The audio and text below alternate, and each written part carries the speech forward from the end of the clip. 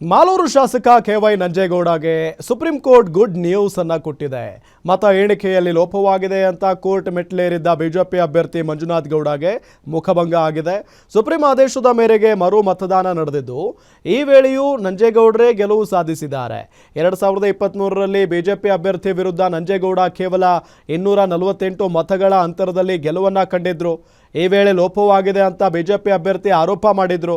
ಆದ್ದರಿಂದ ಚುನಾವಣಾ ಆಯೋಗ ರೀಕೌಂಟಿಂಗ್ ನಡೆಸಿ ಬಳಿಕ ಫಲಿತಾಂಶವನ್ನ ಮುಚ್ಚಿದ ಲಕೋಟೆಯಲ್ಲಿ ಸುಪ್ರೀಂ ಕೋರ್ಟ್ಗೆ ಸಲ್ಲಿಸಿತ್ತು.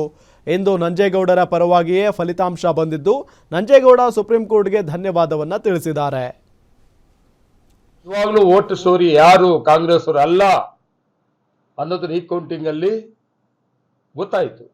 ಗೊತ್ತಾದ್ಮೇಲೆ ಇವತ್ತು ಸುಪ್ರೀಂ ಕೋರ್ಟ್ ಕೂಡ ಇದನ್ನ ಹೇಳಿದೆ, ಇವರು ಯಾರು ಕೂಡ ಅಕ್ರಮವಾಗಿ ಗೆದ್ದಿಲ್ಲ, ಇವರು ರಿಯಲಿ ನಿಜವಾಗ್ಲೂ ಕೂಡ ಗೆದ್ದಿದ್ದಾರೆ ಅಂತೇಳಿ ಇವತ್ತು ಸುಪ್ರೀಂ ಕೋರ್ಟ್ ಕೂಡ ತೀರ್ಮಾನ ಕೊಟ್ಟಿದೆ.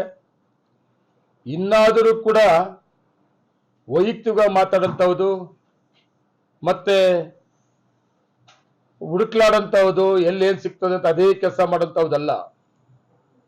ಸಾಮಾನ್ಯ ಜನರ ವಿಶ್ವಾಸವನ್ನು ಗೆಲ್ಲಿಸುವಂತ ಹೇಳಿಕೆಗಳನ್ನು ಕೊಟ್ಕೊಂಡು ತಾಲೂಕಿನ ಜನತೆಯ ವಿಶ್ವಾಸವನ್ನು ತಗೋಬೇಕೆ ವಿನ ವೈಯಕ್ತಿಕವಾಗಿ ತೊಂದರೆ ಕೊಡೋದ್ರಿಂದ, ಪರ್ಸನಲ್ ಆಗಿ ಮಾತಾಡೋದ್ರಿಂದ ಇದರಿಂದ ಏನೂ ಆಗೋದಿಲ್ಲ.